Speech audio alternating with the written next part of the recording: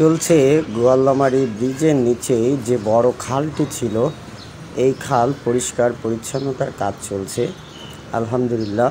কারণ কিছুদিন আগেও এই খালের যে পরিমাণ কচুরিপানা ছিল এবং ময়লা আবর্জনা রাস্তা দিয়েও দুর্গন্ধের কারণে হাঁটা যেত না। আর আশেপাশের যে বাড়িঘর বা দোকানপাট আছে তারা কিভাবে জানতো বা থাকতে পারতো এক আল্লাহ পাক ছাড়া আর কেউ জানে না। কিন্তু আমি আজকে শুক্রবার দিন সকাল সকালে যাওয়ার সময় আমার চোখে পড়লো, আমি কিছু সময় দাঁড়িয়ে এটার একটা ভিডিও করলাম। কিন্তু এই যে ভাইটি এই কাজ করছে বেকু দিয়ে, আসলে আমাকে দেখে কিছু সময় তাকে দেখে আমার খুব বিরক্তি মনে হলো। কারণ আমি সেখানে অনেকক্ষণ যাবৎ দাঁড়িয়েছিলাম, বাধ্য হয়ে আমি ভিডিওটা করলাম যে আসলে তারা কি কাজ করছে নাকি আর কি মারতেছে। আপনারা একটু দেখবেন, সে কোনো কিছু মাটি কাটতেছে না, কোনো কিছু করতেছে না। তার যে মেশিনের যে মাথাটি সেটা দিয়ে কিছুক্ষণ পরপর ওখানে ঘোরাচ্ছে, একটু পানির মধ্যে দিয়ে একটু মাটি খুঁজতেছে, আবার ওখান থেকে সরিয়ে নিচ্ছে, নিয়ে আবার ওই যেখানে মাটির ঢিবিটা রয়েছে সেখানে নিয়ে একটু ঘোরাঘুরি করতেছে।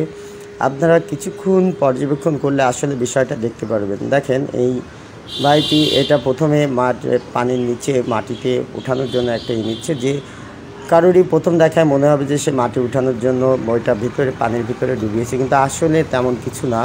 সে দেখেন এই যে ঘোড়ায় টোড়ায় একটু এটি করে উঠাই নিল।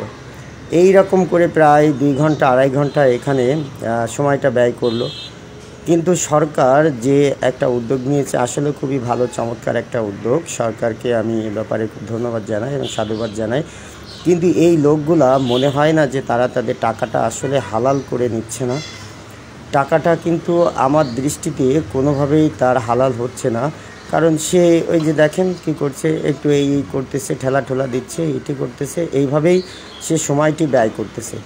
আসলে আমার মনে হয় সে দৈনিক ভিত্তিক কাজের লোক, এ কারণে সে অনেকটা সময় এখানে তার নিজের মতো করে সময় ব্যয় করছে। কিন্তু আসলে এটা আমার দৃষ্টিতে তার করা ঠিক হচ্ছে না। কারণ সে যখন এই একটা কাজ হাতে নিয়েছে অবশ্যই কাজটা তার যথাযথভাবে করা উচিত এবং টাকাটাকে আমার মনে হয় হালালভাবে নেওয়া উচিত। দেখেন সে মেশিন স্টার্ট দিয়ে রেখেছে, কিছু ঘোরাঘুরি করতেছে, ওখান দিয়ে একটু ডলাডলি করতেছে। আসলে এটা কোনো কথা হলো? আর গাড়ির মধ্যে কিন্তু 2 জন ব্যক্তি আছে, একজন বাইরে দাঁড়িয়ে নির্দেশনা দিচ্ছে আর একজন ভিতরে বসে বসে শুধু ঘোরাঘুরি করতেছে। কিছুক্ষণ আপনারা দেখলে আসলে আপনাদেরও বিরক্তি মনে হবে যে এটা আসলে কাজের কোনো সিস্টেম হতে পারে না। এত বড় একটা গাড়ি সে সকালবেলা করছে, সে ঢিপ ধাপ করে খালে গর্তটা একটু বেশি করে গভীর করে ফেলবে, মাটি খুঁচে উপরে ঢিপ দিবে, কিন্তু আসলে তেমন কোনো কিছু হচ্ছে না।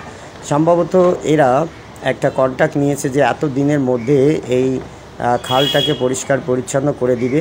সম্ভবত খালটা তার আগেই পরিষ্কার হয়ে গেছে, এ কারণে যে নির্ধারিত যে সময়টি তারা দিয়েছিল, আমার মনে হয় এই নির্ধারিত সময় পর্যন্ত তারা এই কাজটিকে গড়িয়ে নিয়ে যাবে। এই কারণেই মনে হয় তারা এই রকম করছে, ঠেলাঠেলি করতেছে।